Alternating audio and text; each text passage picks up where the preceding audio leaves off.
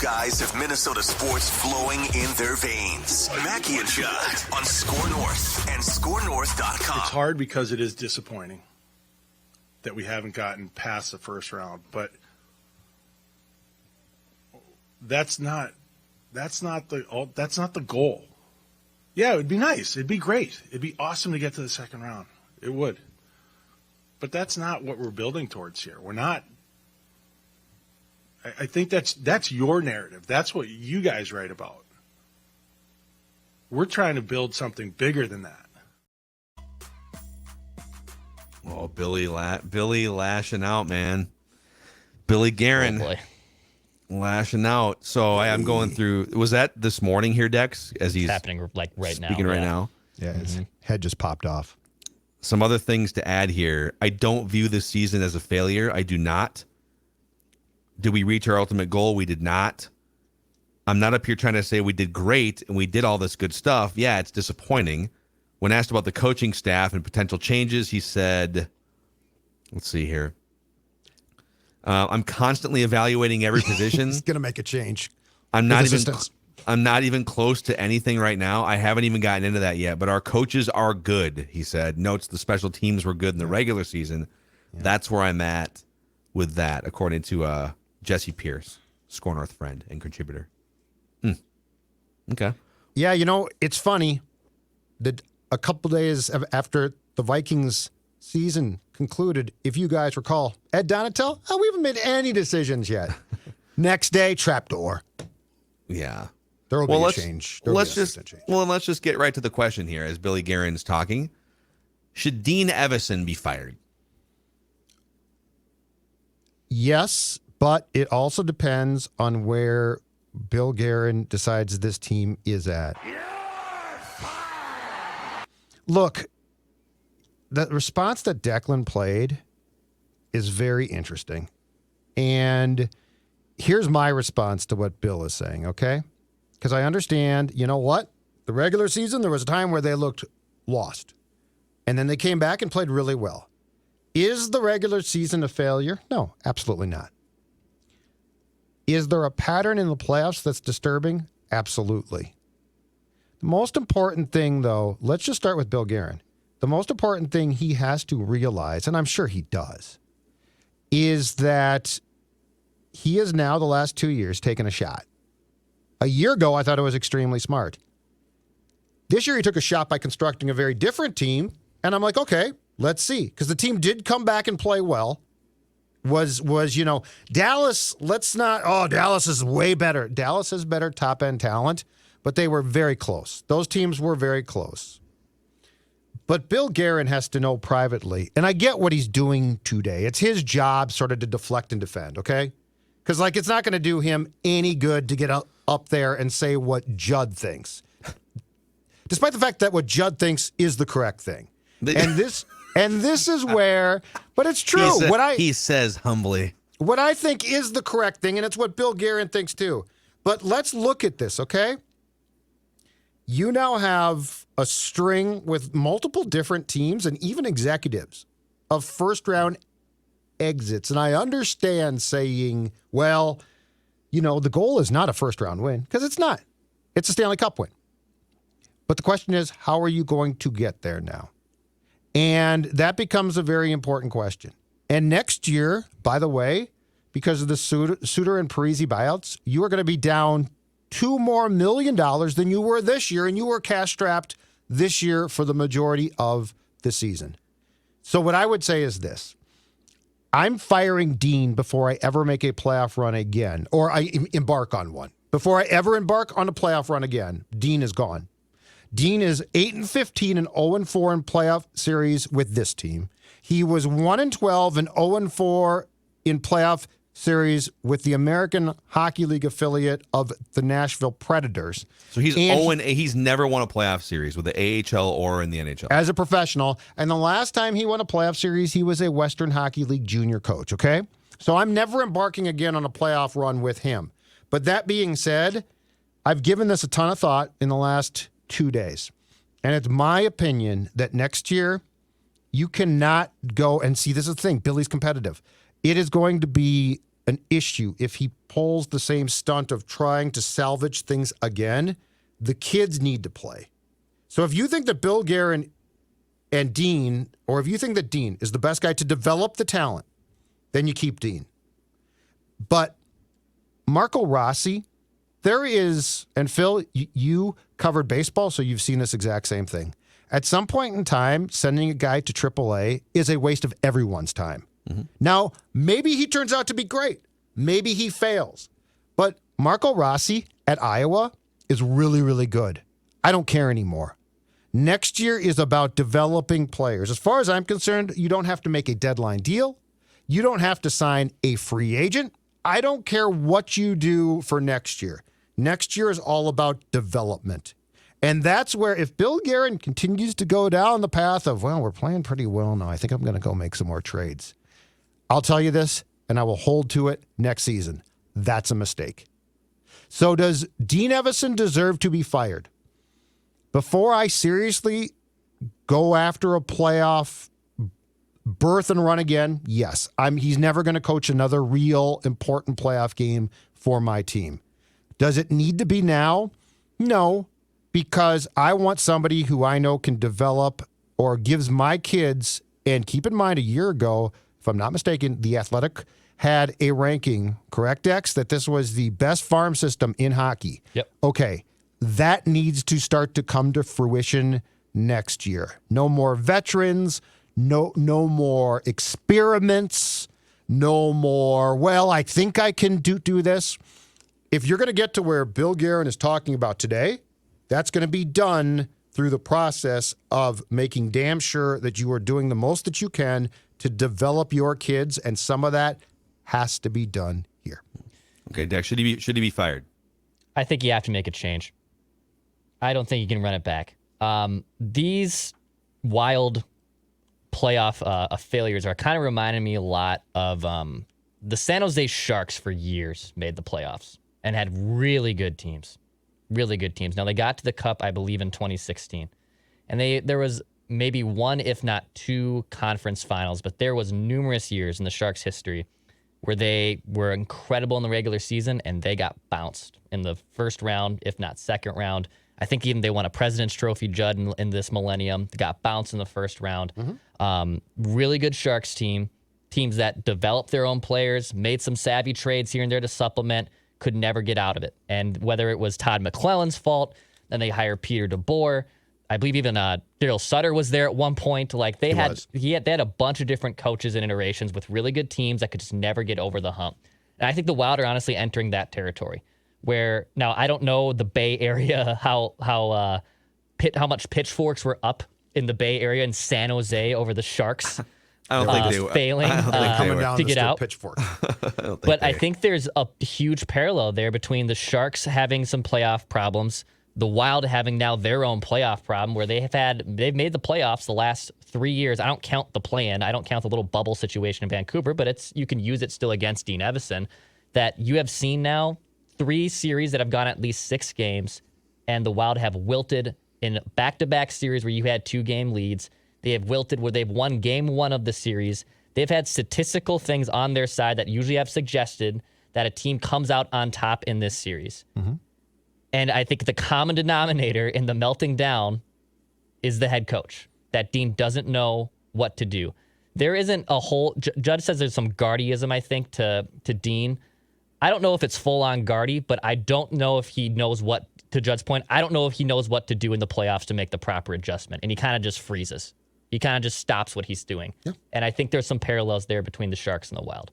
This is where, like, I'm trying to, and I don't know, you guys both say he should be fired. I think I tend to lean on the research that Judd's brought to the table that, wait a second now, I get that there is a major random nature to the hockey playoffs. I don't think you would ever make a decision based on one playoff failure because the sport is volatile. We just saw the Boston Bruins, one of the great teams in regular season history, get beat in 7 games.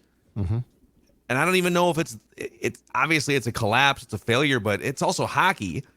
A 7-game series in hockey, a 7-game series in baseball. But when you start to stack up, okay, multiple series over multiple years, and all of a sudden you go 4 years in the NHL, 4 years in the AHL, and And so 0-8 in series as a professional coach. And I believe you said 1-12 in the AHL in the games in the playoffs. And then what was the other one? 8 and 15. 8 and 15. His teams are 9-27 in playoff games and 0-8 in playoff series in his 8 years as an AHL and NHL coach. I would look at that very closely, and I would wonder, just like Ron Gardenhire with the Twins, how much of this can be chalked up to the random nature, the small sample size random nature of your sport versus something that you are doing tactically wrong or not adjusting to certain things, or what is it? So I would tend to lean. I'll trust the Judd's Hockey Show crew to steer me in the right direction. But I don't know why. I guess I don't know why you would automatically stick a flag in the ground and say we're rolling forward with Dean without 72 hours of like major examination after that season ended, right? I believe it's because he has, if I am correct about this, 2 years left on his contract, and I'm pretty sure the owner doesn't want to pay that contract off. I think that's exactly why, and I think that's why Bill is deflecting. Cost. Like, if he's the wrong coach? I don't disagree with you. I'm saying what I've just heard. Okay. I think that there is because he paid. So Bill fired Boudreau in February of 2020 with time left again. Pretty expensive contract, and Craig is very, very rich, but I think comes a point in time, too, where he doesn't want to continue to pay. But here's the most important thing, guys. I think the most important topic is this. Bill Guerin and this franchise has to be willing to take a step back now. You're entering, so like we keep talking about this, salary cap hell, okay? The next 2 years are it, and then that's, I believe it. You've got to find out what you have. So like you have taken 2 runs of trying to, and I give you credit for this, supplement the roster, right? With veteran players, you bring in guys, you say, hell yeah, we're going to make a run. And then thud. And then again, thud. So at some point in time, if you're going to be in cap hell, which in 2023-24 you're going to be, this is the time to find out. This is the time to play young players. This is the time to not decide. I mean, the whole Marco Rossi is still a relatively young man. I think he's 21 now. So he's young. There is still time here, okay? But if you seriously get 15 games in to next season and say, okay, he's not prepared yet again, you are banging your head against the wall. He's going to go to Iowa and dominate. It's a waste of your time. So I think what you need to do now is develop this next group, which is very strong. Within the next 2 years, at the very least, Jesper Wallstedt, the goaltender, has to come up here. Well, you can't play a young goaltender. You can't. Okay, let's stop saying that every single time. We're always looking for excuses of why management is right. And I like Bill Guerin, and I think he is a winner, and I think he's a smart dude. But we have to stop with this whole notion of, well, this is why they're doing it. No, this is why. No, you can't do that. No. At some point in time, they're just wrong. When you go out, like it's like when you become an adult and you realize your parents were really flawed. At some point in time, you just have to say they were wrong. That doesn't make them bad people, but they were wrong. And it's like the thing now I'm seeing, well, if Matt Dumba goes, I'm going to cry. It's going to be so. No, his contract's up. It's time for him to go. It's fine. Do we want to win or do we want to deflect, credit people we think are smarter who aren't necessarily smarter, and hold on to players because we own their jerseys? Yes. No, I think we do tend, the Dumba thing's a great example. Because Dumba gave a great emotional press conference yesterday, talked about how he hopes that this isn't the end in mini, and he loves mini. I wish he wouldn't call it mini, because if he actually loved mini, he'd know that we don't call it mini. But he loves mini, and he just, he has so many great memories here, and 10 years have flown by so fast, and we are such suckers for that. I'm not saying we have to crap on the guy, but we are such like, oh man, that Michael Kadire was such a nice guy, or boy, that Matt Dumba, just what a good guy. But at the end of the day, like, there's going to be Matt Dumbas and Michael Kadires and, whoever else, name your Viking, Kirk Cousins. There's going to be nice guys, Joe Mauers that cycle through and whatnot. The ones that we really remember long-term are the Kirby Pucketts, the ones that delivered championships, although he wasn't the greatest guy. Yeah, but he delivered a championship. He delivered 2 of them. Right. He's got a statue, I guess. I'm with you. So I think we do we love the soft landing of, oh man, it's so tough. We love Spurgey and Dumby and all these guys and stuff. But, they are all sort of the central core of teams that can't forget about the greater vision that Bill Guerin was talking about. At some point, this is where I love Bill Guerin. I think Bill Guerin's excellent as a GM, and he's a friend of the show. So I love Bill Guerin. But he's gaslighting a little bit when he says, well, that's getting out of the first round and ripping us for not getting out of the first round or whatever. That's you could write about that. That's your narrative. We're aiming for something bigger here. Oh, yeah, awesome. But like you got to get out of the first round to get to. It's incremental. That's awesome. Right. It's incremental, but you haven't even gotten to the first increment in the playoffs yet. Absolutely. And like Declan brought up the Sharks, and this kind of ties into yesterday. We started pontificating. Man, the Wild, the last time the Wild in a random ass sport where you got to be good, but you need things to go your way. You just need to sort of be there on a regular basis, and at some point the puck will slide your way in a May and June summer, right? Unless you're the Wild. The last 20 years, a couple people did this. Was it Adam Theo, I believe, was one of them on Twitter. A couple people did this research for us. The Wild last made the conference finals in 2003. So it's been 20 years since they made the conference finals. Mm-hmm. And we were pontificating on the show yesterday. Boy, that's kind of crazy. Not even like hoisting a cup, not even getting the cup. How many times have teams not named the Wild been to the conference finals? So just win 2 playoff series. Here are the teams that haven't been to the conference finals in the last 20 years in the NHL. The Wild, the Leafs, the Panthers, the Blue Jackets, who are new, like in the last 10 years. Like the Wild. No, same. Oh, they came around 20 years. Wild. Okay. Same expansion year. And the Kraken, who are actually new. They are new. Came along last year. And that's it? So if we take the Kraken out, they don't even count, right? It's the Wild, the Leafs, the Panthers, and the Jackets. Wow. And Declan brought up the Sharks. The Sharks are actually a pretty interesting comparison. If you go back like the last 12 years, the Sharks have fallen on hard times the last few years. But go back like to when the Wild were about to get Parise and Suter. The Sharks and the Wild are both pretty similar. Really competitive teams in the regular season. They both got to 100 points a handful of times. They're in there fighting relevant in the Western Conference. And the Sharks went to the conference finals in 2011. They went to the Cup finals in 2016. They went to the conference finals in 2019. Like, that's usually what happens. Pretty good team for like 10 years, and you get to the playoffs 8 or 9 times in 10 years, and once or twice or 3 times you get to the third round and maybe the Stanley Cup finals, and you give yourself a shot. And they haven't cashed it in, but they gave themselves a shot like 3 times. This franchise, inexplicably, somehow, in a random-ass sport, doesn't even get to the doorstep. Like, they can't even get to the conference finals. And part of me is like, wow, that's just mathematically impossible. How does that not happen in this sport?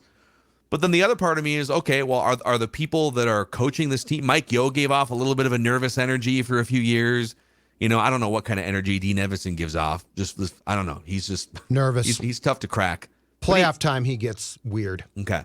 So some of it is it's just a volatile sport and you just haven't been on the right end of it. But some of it has to be your process and the things that you're doing roster wise. Obviously, a lot of this goes back to tying your entire franchise to 2 really good but not really elite players for elite money until they're 43 years old, and then eating the cap penalty that goes along with saying goodbye to those guys. Those Parise and Suter are still hamstringing this franchise this year, next year, going forward. But they don't have to be, because my point is this. If you do this right, you can use this window. I mean, you have Chuck Fletcher, unfortunately, through trades and probably poor scouting.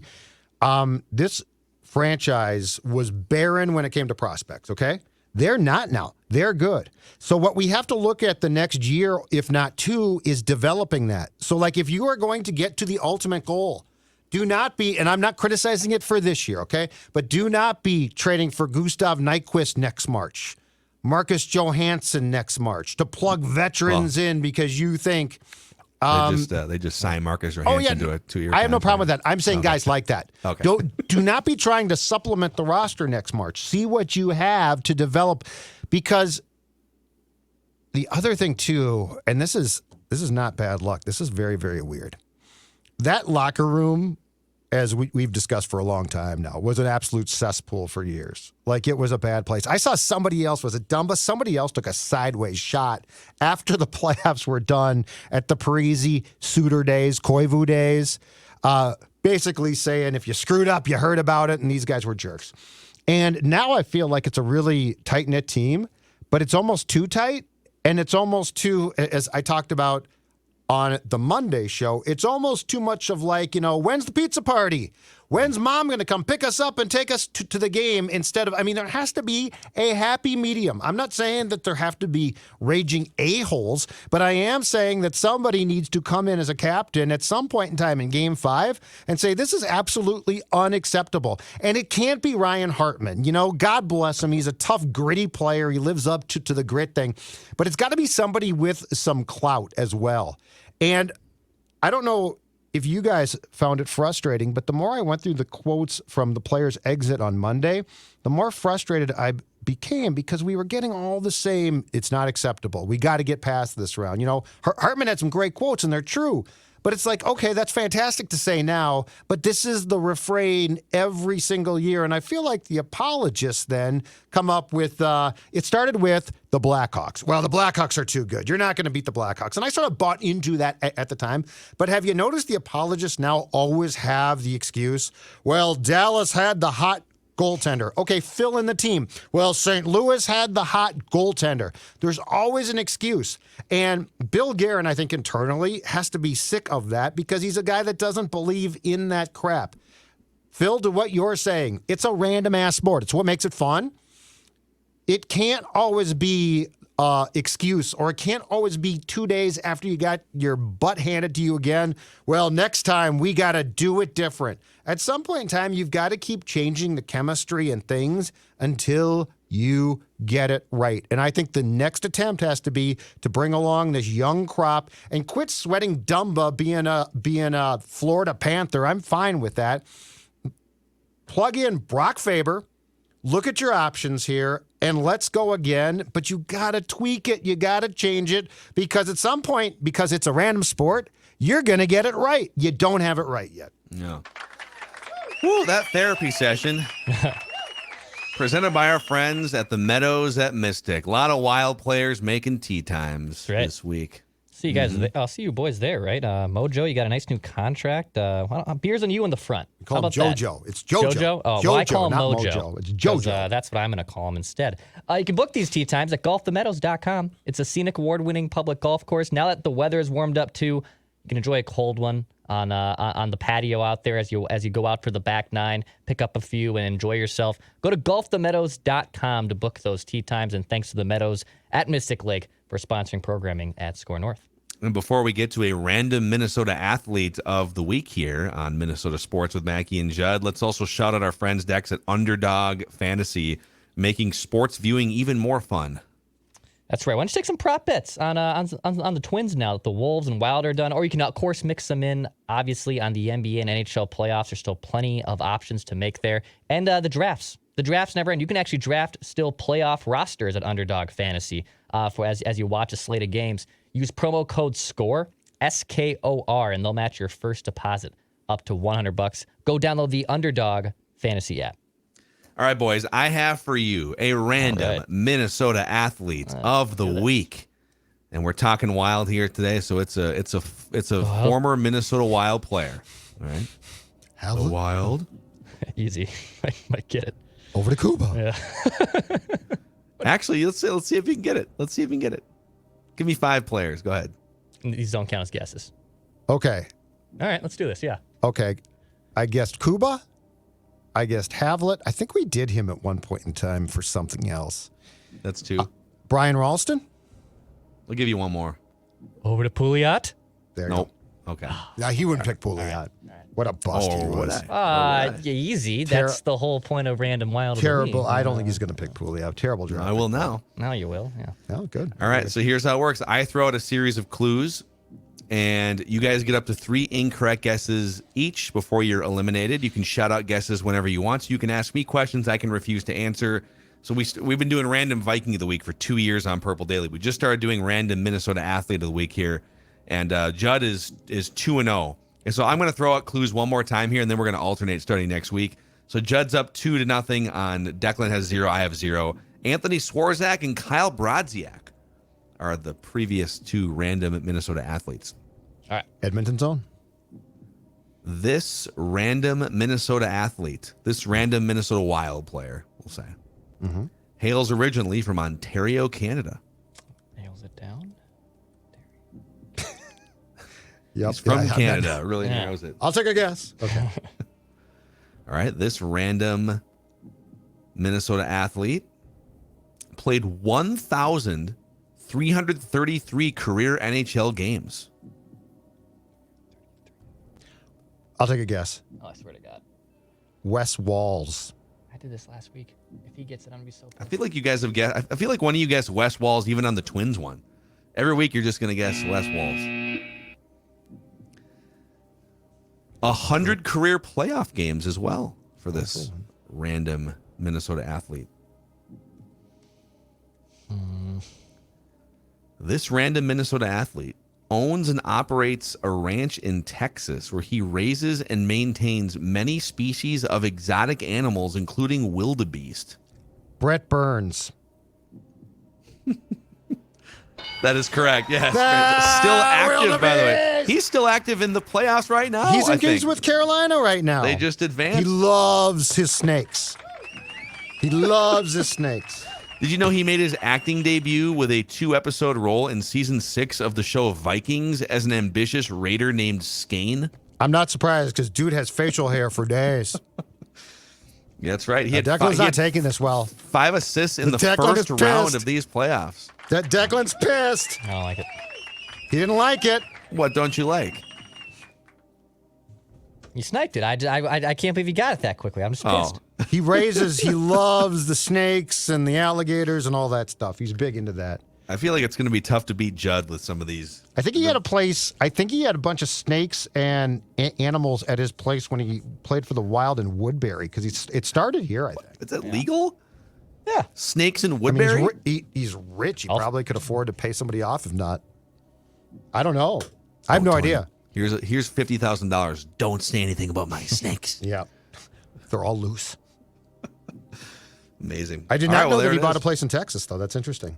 Yeah, he definitely owns a weird ranch in Texas. That was a bad Wildebeest and trade. some other- Didn't work out too well for our club. They couldn't afford Charlie to keep him. But Coyle and Charlie Coyle. Wheatley, right? No, Setaguchi. Setaguchi. Setaguchi and a first-round draft pick.